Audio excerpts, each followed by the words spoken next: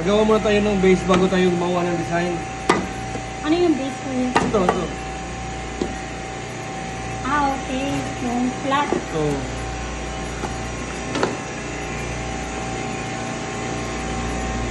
Eight yun, di ba? 8 ba yung design natin? Hindi. 8 na portion yung base natin. Hanggang dito sa linya. Para pag gawa ng design, may base na tayo, hindi bumagsak.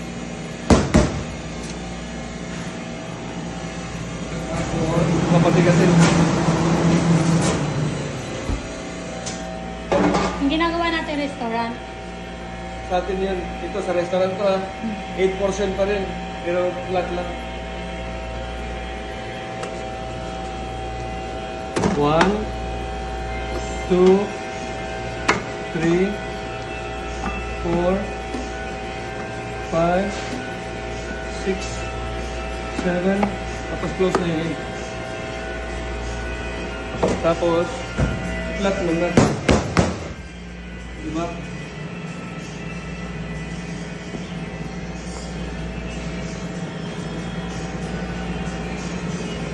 Simple lang yung sa restaurant, ganyan lang. Wala Flat naman- lang yun sa kanila. Oo, wala nang maraming arte. Bagay kinukuha na naman nila yun eh.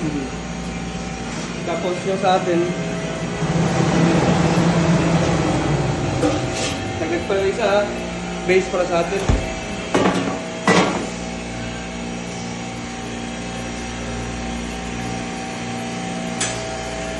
Base para sa atin. 1, 2, 3, 4, 5, 6, 7, 8. Yan yung base para sa atin.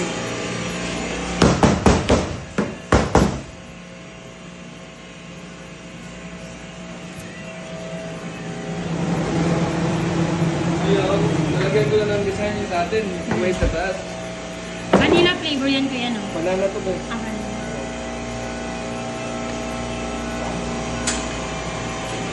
Nalagyan ko na ha. Yung unang ikakat ko, konting portion ikakat ko para lumabas yung grano niya ha. Ito. Cut konti. Oh.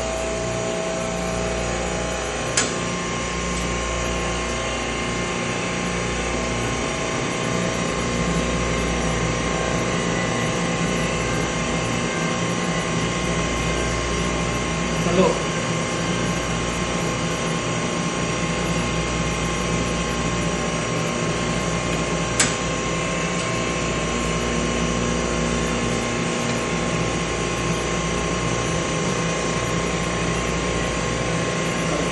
Hanggang 5 lang pala sa atin.